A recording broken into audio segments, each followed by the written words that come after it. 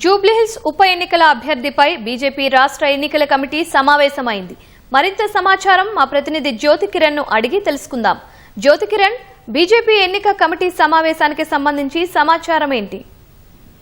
Lakshmi, BJP రాష్ట్ర ఎన్నికల committee కాసేపటి క్రితమే సమావేశమైంది. జూబ్లీహిల్స్ ఉప ఎన్నికల్లో అభ్యర్థిత్వం ఖరారు చేసేందుకు ఈ కమిటీ భేటీ అయింది. ఏదైతే జూబ్లీహిల్స్ ఉప ఎన్నికల్లో పోటీ చేసే ఆశావాహుల సంఖ్య ఎక్కువగా ఉండడంతో అభిప్రాయ సేకరణ కోసం త్రిసభ్య కమిటీని కూడా ఏర్పాటు చేసింది. మాజీ ఎమ్మెల్యే మార్తినేని ధర్మారావుతో పాటు మాజీ ఎంపీ పోతుగంటి రాములు, పార్టీకి సంబంధించిన సీనియర్ నేత ఆంజనేయులను ముగ్గురిని త్రిసభ్య కమిటీలో రామచంద్రరావు నియమించారు. అయితే ఈ త్రిసభ్య కమిటీ జూబ్లీహిల్స్ నియోజకవర్గంలోని డివిజన్ అధ్యక్షులతో పాటు హైదరాబాద్ సెంట్రల్ జిల్లాకు సంబంధించినటువంటి కమిటీ సభ్యులు, కౌన్సిల్ సభ్యుల అభిప్రాయాలను మొత్తం 44 మంది అభిప్రాయాలను సేకరించి 6 పేర్లను వాళ్ళు ఏదైతే డివిజన్ అధ్యక్షులు, జిల్లా కమిటీ సభ్యులు వ్యక్తపరిచిన 5 పేర్లతో కూడినటువంటి జాబితాను సీల్డ్ కవర్ లో పార్టీ రాష్ట్ర అధ్యక్షుడు రామచంద్రరావుకు త్రిసభ్య కమిటీ అందజేసింది. ఏదైతే త్రిసభ్య కమిటీ అందజేసిన నివేదిక పైన చర్చించేందుకు కాసేపటి క్రితమే రాష్ట్ర ఎన్నికల కమిటీ సమావేశం రామచంద్రరావు అధ్యక్షతన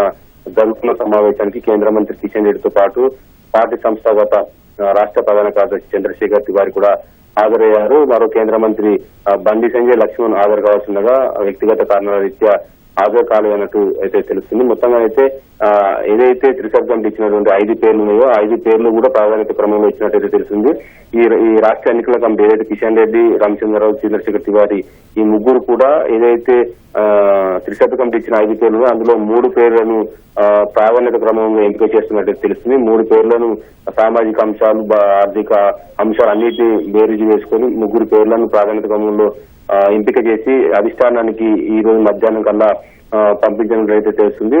అధిష్టానం ఈ అభ్యర్థిత్వం పైన 3 పేర్ల అభ్యర్థుల పైన చర్చించి ఒకరి అభ్యర్థిత్వాన్ని ఖరారు చేసి 13వ తేదీ కల్లా ప్రకటించే అవకాశం అనేది తెలుస్తుంది. లక్ష్మి, ధన్యవాదాలు జ్యోతి కిరణ్.